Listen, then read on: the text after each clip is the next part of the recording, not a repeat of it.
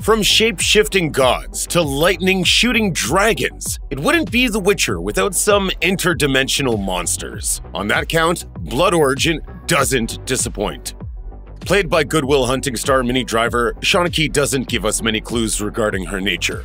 Her first action is to save Jaskier on a battlefield after freezing the soldiers in time. Seanchai later emerges from the shadows looking like Jaskier himself, only to switch to a monstrous appearance and finally take the form of an elf to calm the bard. She denies being a Doppler or a shapeshifter, but she clearly has very similar abilities. At the same time, Seanchai seems to have some level of control over time, and as Driver said on Twitter, space. The actress sees her character as a collector of stories, someone who retrieves long-forgotten tales and brings them back to musicians to share with people when they need them the most.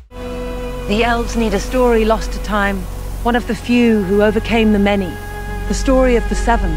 Telling Jaskier the story behind the conjunction of the spheres and the creation of the first Witcher may not seem to have a clear purpose unless we connect it to the events that take place in Season 2 of The Witcher. During this time, several monoliths are used to open portals to other worlds. This frequently leads to several monsters crossing into the continent and wreaking havoc. Their arrival is expected to bring even more chaos to this world. After all, the first conjunction of the spheres leads to the end of elven rule, as well as to the creation of the now famous monster hunters. With such desperate times waiting for them in the future, the different inhabitants of the continent may need to remember how this all began in the first place, and learn that they should remain hopeful regardless of the chaos.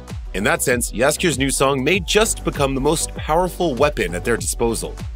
Most monsters in The Witcher are based on real folklore. The Doppler, for example, is a variation of a mythological creature from Finland and Ireland. The Djinn, on the other hand, comes from ancient Middle Eastern folklore. Nevertheless, some creatures have a much simpler nature. Monsters like the Arachnomorph and Andrega look like overgrown spiders and scorpions, and something very similar happens with the giant centipede, a creature that is referred to in the books. The giant centipede makes an appearance in Season 2 of The Witcher, although with drastic changes to its design, and it's a common enemy in The Witcher 3 Wild Hunt. In The Witcher Blood Origin, the heroes encounter their first monster when opening a portal to approach the city of Seanchai. They enter a new world not very different from their own, except for its inclusion of a beautiful flower that ends up being the lure of a giant white centipede which proceeds to hunt them. They manage to escape by jumping back to their world and closing the portal while the creature is still crossing. The Pale Widow is probably one of the few monsters in Blood Origin that's easily identifiable as it's part of the bestiary of The Witcher 3 Wild Hunt. Despite its relatively simple nature, however, it ends up becoming an important resource for the heroes, increasing their chances of victory and changing one of them forever. Probably the most intriguing creature in the miniseries, the monster brought by Balor from another world is very difficult to classify. It has insect-like legs and wings, can fly, has the shape of a dragon, and shoots lightning capable of turning people into mist from its 3 arrowhead-shaped tails. It's this ability that allows Balor to execute the king and the heads of most warrior clans almost instantly, paving the way for his allies to take over the empire. In that moment, the elven world had changed forever. 1,000 years of monarchies, kingdoms, and clans were erased.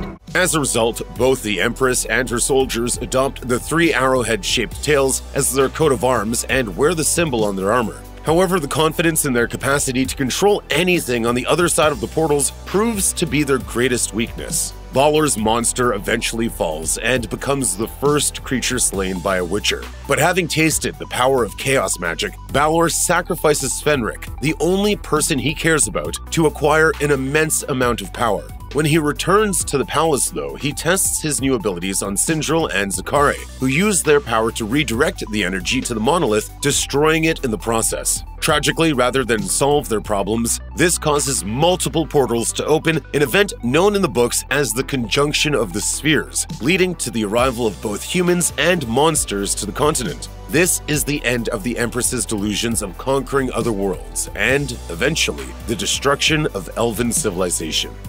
The process of creating Witcher is complex and intensely painful. Prospects go through a series of chemical treatments that leave them infertile and relatively emotionless. On the plus side, the process also grants them enhanced sight, resistance to poisons and illnesses, increased agility and strength, and the ability to wield a small but useful amount of magic. Some of these changes may seem random, but one of the things Blood Origin makes clear is how necessary some of these features are when creating the perfect monster slayer. Finding themselves close to the Empress's castle, but with no way in, Fjall turns to a dangerous ritual that uses potions and spells to fuse his body with a slain monster. The painful process almost kills him, but also gives him enormous strength as well as a high level of aggressiveness and a deep desire to hunt. When he's finally brought to the castle, he loses control after seeing Ayla being hurt by Balor's creature. This puts him in a sort of berserker state where his skin turns gray and his muscle mass grows to monstrous levels. He uses this strength to slay the creature, but he loses control of his emotions and ends up attacking his friends who are forced to kill him.